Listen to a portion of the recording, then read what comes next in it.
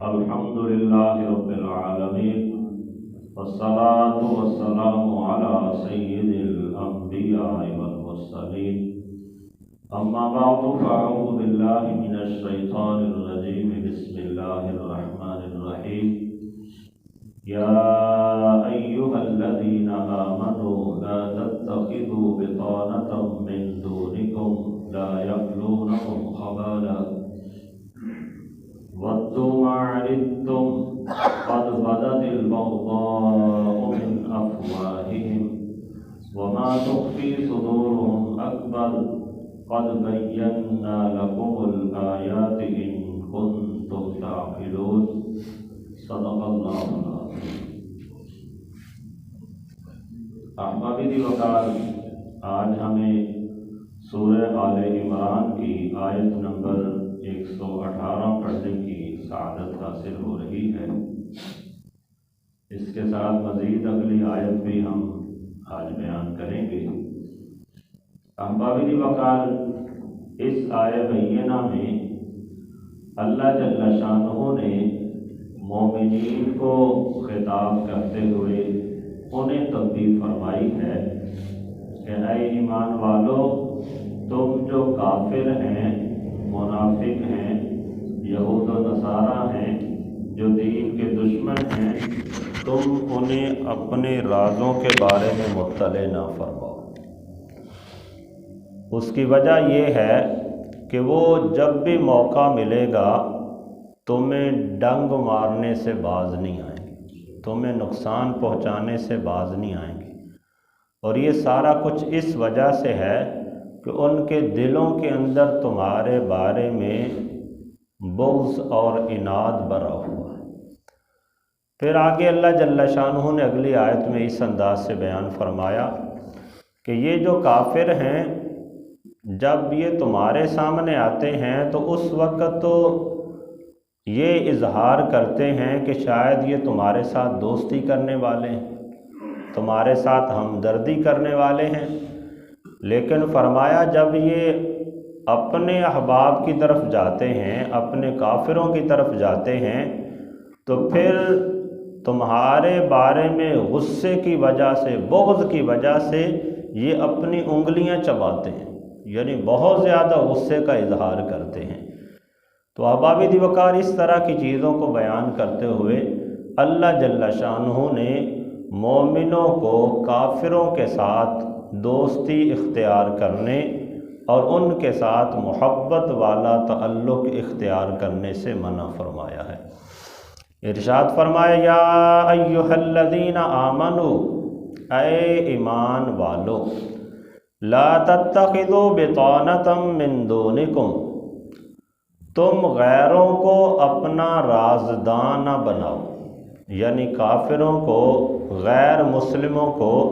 اپنے رازوں کے متعلق مطلع نہ کرو۔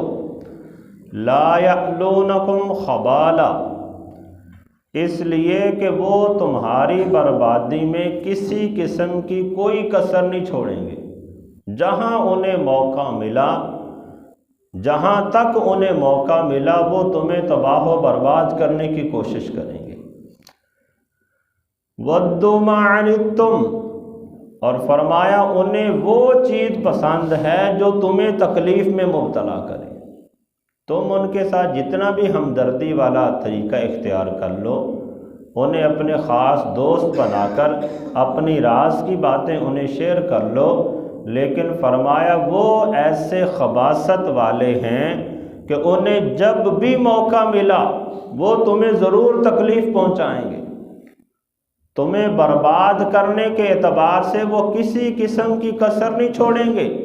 اور فرمایا کہ وہ تو پسند ہی یہ کرتے ہیں کہ تم کسی نہ کسی طرح سے تکلیفوں کے اندر مبتلا ہو جاؤ۔ قد بدت البغضاء من افواہہم، اور فرمایا کہ ان کی باتوں سے ہی دشمنی کا اظہار ہوتا ہے، کہ وہ جس انداز سے تمہارے ساتھ معاملہ کرتے ہیں، ظاہراً ان کی باتوں سے بھی یہ پتہ چلتا ہے کہ وہ تمہارے دشمن ہیں، لیکن فرمایا وما تخفی صدورہم اکبر، اور جو کچھ ان کے سینوں کے اندر چھپا ہوا ہے وہ اس سے بھی زیادہ بڑا ہے۔ ظاہراً وہ باتوں کے اندر بھی تمہارے ساتھ معاملات میں کبھی گالم گلوچ، کبھی دشمنی والا، کبھی اس طرح والا معاملہ کرتے ہیں، لیکن فرمایا کہ جو ان کے دلوں کے اندر تمہارے بارے میں بغض و عداوت بھرا ہوا ہے وہ ظاہر سے بھی زیادہ بڑا ہے۔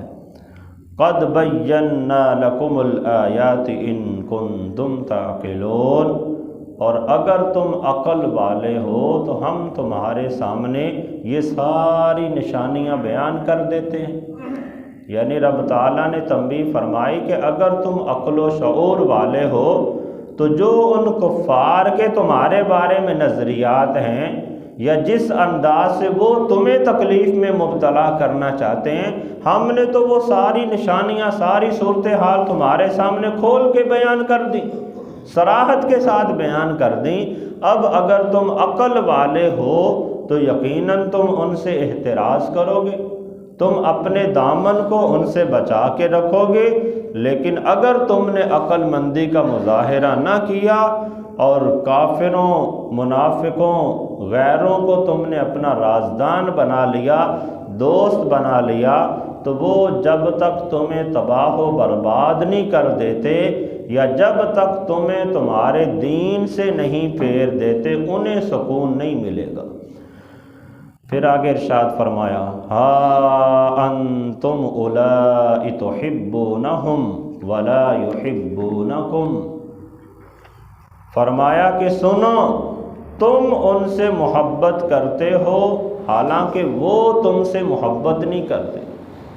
تم تو ان کے ساتھ یاری دوستی والا معاملہ کرنے کی کوشش کرتے ہو، وہ تمہارے ساتھ محبت والا معاملہ نہیں کرتے۔ وہ اگر تمہارے ساتھ کوئی اس طرح کی میٹھی بات کرتے بھی ہیں یا جس میں ظاہراً تمہیں فائدہ نظر آتا ہے، اگر ایسا کام وہ کرتے بھی ہیں تو اصلاً وہ تمہیں داؤ لگانے کے لیے، تمہیں اپنے چنگل میں پھنسانے کے لیے کرتے ہیں۔ اس لیے فرمایا تم تو ان سے محبت کے دعوے کرتے ہو، ان سے محبت والا معاملہ کرنے کی کوشش کرتے ہو، لیکن وہ تم سے ہرگز محبت نہیں کرتے۔ وَتُؤْمِنُونَ بِالْكِتَابِ كُلِّهِ، اور تم تو ساری کتابوں پر ایمان رکھتے ہو، جو دیگر اہل کتاب پر کتابیں نازل ہوئیں تم ان پر بھی ایمان رکھتے ہو، اپنی کتاب پر بھی ایمان رکھتے ہو، لیکن ان کی کنڈیشن ایسی نہیں ہے، وہ صرف اپنی کتاب پر ایمان رکھتے ہیں، تمہارے پیغمبر پر اور تمہاری کتاب پر وہ ایمان نہیں رکھتے۔ وَإِذَا لَقُوكُمْ قَالُوا آمَنَّا، اور ان کی منافقت کا طریقہ کار یہ ہے کہ جب وہ تمہارے پاس آتے ہیں، تم سے ان کی ملاقات ہوتی ہے، قَالُوا آمَنَّا، کہتے ہیں کہ ہم ایمان لے آئے۔ یہ منافقت کا ہی طریقہ ہوتا ہے کہ ادھر آیا تو اس کا بن گیا، ادھر آیا تو اس کا بن گیا۔ تو فرمایا کہ جب وہ تمہارے پاس آتے ہیں پھر وہ کہتے ہیں کہ ہم ایمان لے آئے۔ وَإِذَا خَلَوْا عَضُّوا عَلَيْكُمُ الْأَنَامِلَ مِنَ الْغَيْظِ، اور جب اکیلے ہوتے ہیں تو تمہارے خلاف غصے سے انگلیاں کاٹتے ہیں۔ انگلیاں کاٹنا یہ اس صورت میں بولا جاتا ہے جب بندہ کسی کے بارے میں بہت زیادہ غصے کا اظہار کرے، اور بعض اوقات ظاہراً انگلیاں کاٹی بھی جاتی ہیں کسی سے غصے کا اظہار کرنے کے لیے، لیکن اگر انگلیاں نہ بھی کاٹی جائیں تو کسی کے ساتھ بہت زیادہ دشمنی اور غصے کا اظہار کیا جائے تو اس کے لیے کنایتاً یہ لفظ بولا جاتا ہے کہ وہ تمہارے خلاف انگلیاں کاٹتے ہیں، دانتوں میں انگلیاں لے کے چباتے ہیں۔ قُلْ مُوتُوا بِغَيْظِكُمْ، آپ کہیے کہ تم اپنے غصے میں مر جاؤ، یعنی وہ جس قدر تمہارے بارے میں غصے میں مبتلا ہوتے ہیں آپ انہیں فرما دو کہ تم اپنے غصے کے اندر ہی مر جاؤ، غصے میں ہی ہلاک ہو جاؤ۔ ان اللہ علیم بذات الصدور، بے شک اللہ دل کی باتوں کو خوب جانتا ہے۔ تو احباب دی وقار یہ جتنا بھی مفہوم بیان ہو رہا ہے اس میں اسی بات کا اظہار کیا جا رہا ہے کہ جو غیر مسلم ہیں جو منافق ہیں، یہودی ہیں، عیسائی ہیں، یہ کسی بھی اعتبار سے مسلمانوں کے دوست نہیں ہو سکتے، بلکہ ایک جگہ پہ اللہ جل شانہ نے صراحت کے ساتھ اسے بیان فرمایا سورہ ممتحنہ کے اندر، یا ایھا الذین آمنوا لا تتخذوا عدوی وعدوکم اولیاء، اے ایمان والو تم اللہ کے دشمن کو اور اپنے دشمن کو دوست نہ بناؤ، تلقون الیہم بالمودۃ وقد کفروا بما جاءکم من الحق، تم تو ان کے ساتھ مودت والا، محبت والا طریقہ اختیار کرنے کی کوشش کرتے ہو، لیکن فرمایا کہ وہ اس چیز کا انکار کرتے ہیں جو حق کے ساتھ تمہارے پاس آ گئی۔ تو احباب ذی وقار مفسرین کرام نے ان آیات کے ضمن میں بیان کیا کہ جو کافر ہیں، غیر مسلم ہیں، ان کے ساتھ دوستی والا طریقہ اختیار کرنا بالکل جائز نہیں۔ ہاں، دنیاوی معاملات میں لین دین کی کہیں ضرورت پڑ جاتی ہے، کاروبار کے سلسلے میں ان کے ساتھ لین دین کرنا پڑ جاتا ہے، ملنا پڑ جاتا ہے، اس میں کوئی قباحت نہیں ہے، کاروبار کیا جا سکتا ہے، لین دین کیا جا سکتا ہے،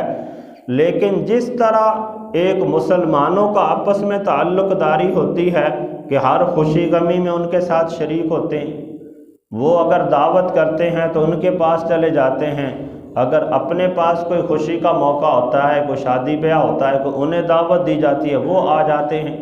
اسی طرح کبھی آپ خوشی کے موقع پر، عید کے موقع پر انہیں تحفے دیتے ہو، وہ تمہیں تحفے دیتے ہیں۔ تو جس طرح مومنوں کا آپس میں پیار اور محبت والا تعلق ہوتا ہے اور ہونا بھی چاہیے، اس پر اللہ اور اس کا حبیب خوش ہوتا ہے کہ بندہ اپنے مسلمان بھائیوں کے ساتھ دوستی والا طریقہ اختیار کرے، خوشی غمی میں انہیں بھی اپنے ساتھ شریک کرے اور خود بھی ان کی خوشی غمی کے اندر جا کے شریک ہو۔ موقع میسر آئے تو اگر وہ تمہیں ہدیہ دیتے ہیں تو ان کے ہدیے کو قبول کرو، اور اگر آپ کے پاس استطاعت ہے تو آپ بھی انہیں تحفے دیا کرو، اس کی وجہ سے محبت بڑھتی ہے۔ لیکن یہ سارے معاملات مومنین کے آپس میں ہونے چاہیے،